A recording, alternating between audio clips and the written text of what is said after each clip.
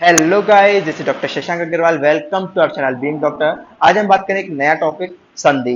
देखिए, संधि ही अक्सर पेपर में पूछा जाता है और बहुत जो क्वेश्चन आता है बहुत इजी आता है। आप लोग एक बार ढंग से पढ़ लेंगे तो आराम से क्वेश्चन हो जाएगा। ठीक है, तो मैं कोशिश करूंगा आपको संधि पूरा अच्छी तरीके से समझा सकूं। ठीक है, तो आगे बढ़ने से पहले मैं बताना चाहूंगा अपने बीइंग डॉक्टर ऐप के बारे में, जिसका लिंक हमारे डिस्क्रिप्शन बॉक्स में दिया गया है।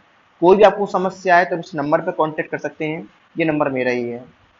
ठीक है, चलिए अब बात करते हैं आगे की ओर। ठीक है, देखिए संधि।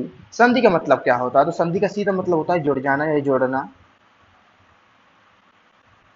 बिल्कुल बेसिक से बात करूंगा, हिंदी मीनिंग से, बिल्कुल जीरो से।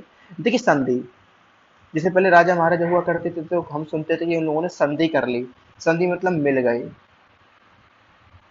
मिल गए, दोस्ती कर ली, दोस्ती कर ली। क्या सर यही वाला दोस्ती कर ली मिल गए यही संधि के संस्कृत में आएगी? बिल्कुल। संधि का मीनिंग चेंज नहीं होगा, सब्जेक्ट चेंज हो जाने से इसका मीनिंग चेंज नहीं होगा। यहाँ पर भी संधि का कार्य होगा जोड़ना। एक या एक से अधिक लोगों को, दो या दो से अधिक लोगों को आपस में जोड़ना ही यहाँ पर संधि का कार्य होगा। जैसे कभी कभी यहाँ पर स्वर से स्वर जोड़ा करेंगे, कभी कभी यहाँ पर व्यंजन के साथ व्यंजन जोड़ा करेंगे, कभी कभी यहाँ पर विसर्ग वगैरह जोड़ा कराएंगे। मतलब काफी सारे कॉम्बिनेशन हमको देखने को मिलेंगे। वो कॉम्बिनेशन क्या क्या तरीके के, वो भी हम देखेंगे।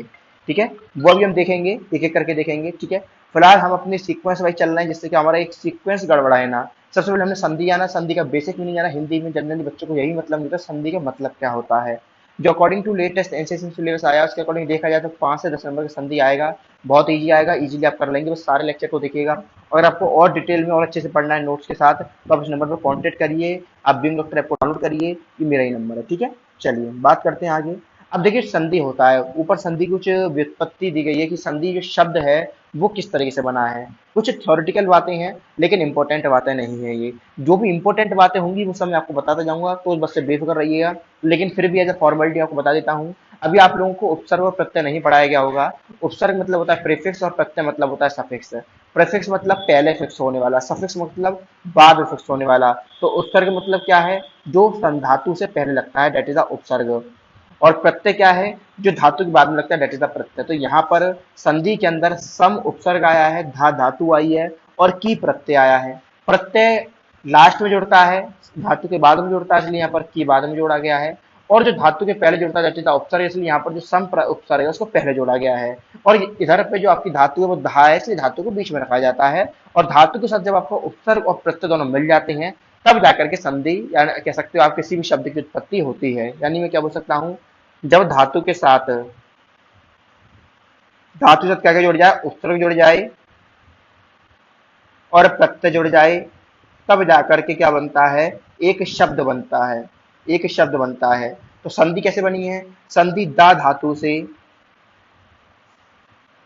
संधि दा धातु से सम उपसर्ग लगने से और की प्रत्यय लगने से बनी है। ठीक है, चलिए बात करते हैं आगे। अब देखिए बात करते हैं संधिकर में, तो यही डेफिनेशन, काफी सारी डेफिनेशन आई जो डेफिनेशन मैंने आपको बताई कि वर्णों के मेल को संधि कहा जाता है।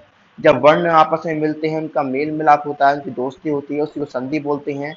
और वर्णों के इस मिलन से होने वाले लोप, यानी लोप मतलब होता है गायब हो जाना, विलुप्त हो जाना। जैसे महिषा सूत्र में पढ़ते थे, आगम मित्रवत आदेश और विकार को संधि कहा जाता है। मतलब जाहिर सी बात है, दो वर्ण आपस में मिलेंगे तो हो सकता है मिलने के साथ उनमें से गायब हो जाए, हो सकता है वो दोनों मिलकर के एक नया रूप ले लें, हो सकता है उनके अंदर कोई दुश्मनी आ जाए, हो सकता है वाक्य में कोई चेंज आ जाए। जैसे उनमें कोई दो लोग थे आपस में मिले तो हो सकता है उनका रिलेशन और अच्छा हो जाए, हो सकता है रिलेशन खराब हो जाए, हो सकता है रिलेशन चेंज हो जाए, हो सकता है कोई उनके बीच में आ जाए। मतलब कुछ भी हो सकता है, काफी सारी पॉसिबिलिटीज हैं। इसी को संधि कहते हैं। जब पास आए और पास आने पर जो जो बदलाव देखने को मिले, जो जो चेंज देखने को मिले, वो सब संधि के अंदर आता है। तो संधि कुछ नहीं, दो वर्णों का मिलन होता है। वर्ण बताए थे मैंने, वर्ण कितने होते हैं आपके, मैंने आपको बताए थे 42 होते हैं। इसके अंदर 9 स्वर होते हैं और 33 आपके क्या होते हैं, व्यंजन होते हैं। टोटल आपके 42 क्या हो गए, वर्ण हो गए। तो वर्णों के मिलन को ही संधि कहा जाता है। संधि के अंदर ही हम संधि विच्छेद पढ़ते हैं, किस तरीके से वाक्य को तोड़ के पढ़ा जाए। यानी पहले संधि, पहले जोड़ दो, फिर विच्छेद मतलब तोड़ दो। ये सारी बातें हम संधि के अंदर पढ़ेंगे, बहुत इंटरेस्टिंग लेक्चर होने वाले हैं। ठीक है, चलिए बात करते हैं आगे। कह रहा है पाठनी के अनुसार पहले वाले वर्ण तथा बाद वाले वर्ण की अत्यंत समीपता को ही संहिता या संधि कहा जाता है। देखिए यहाँ पर एक बात और पता पड़ी, संधि का यहाँ पर एक निक नेम, एक नया नाम आपके सामने आया, डेट इज द संहिता।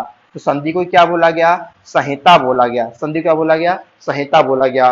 उन्होंने कहा पाठनी, पाठनी को आप एक तरीके से ग्रंथ मान लीजिए। उन्होंने कह रहा है पाठनी के अनुसार पहले वाले वर्ण यानी पहला अक्षर और बाद वाले वर्ण की समीपता, यानी पहला वाला ग्रुप और पीछे वाला ग्रुप दोनों आपस में समीप आ जाए, पास आ जाए और जुड़ जाएं, इसी को अपन क्या बोलते हैं? संधि।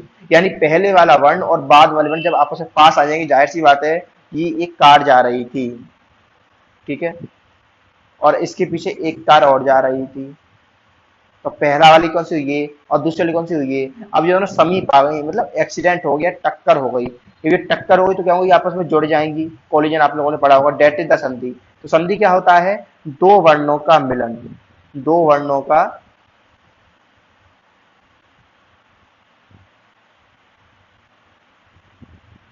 मिलन।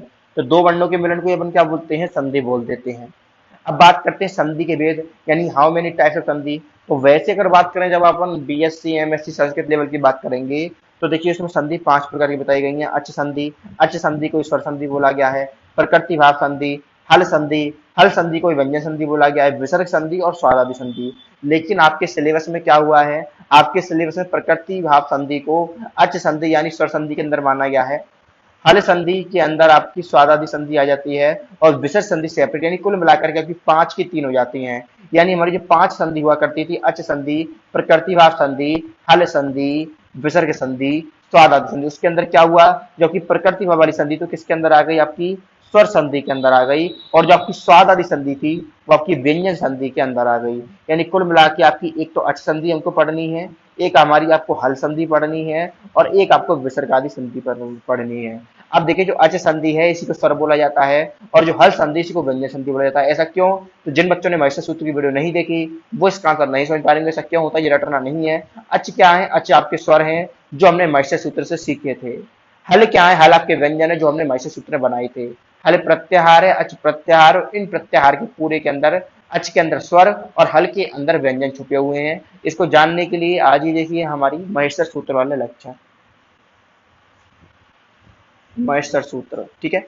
अब बात करेंगे इनमें से एक एक करके संधि की, जो कि हम नेक्स्ट लेक्चर देखेंगे। फिलहाल आप हमारे बीइंग डॉक्टर ऐप को डाउनलोड कीजिए। हमारे संस्कृत का कोर्स चल रहा है, बहुत जल्दी लॉन्च होने वाला है। बाकी फर्स्ट ईयर कोर्सेज चल रहे हैं, सब कोर्सेज लाइव चल रहे हैं। लाइव क्लासेस का मजा उठाइए, रिकॉर्डिंग्स अवेलेबल रहती हैं, उसका लाभ उठा सकते हैं। कोई समस्या होने पर, कोई भी क्वेरी होने पर 8630833873 पर कॉन्टैक्ट करिए।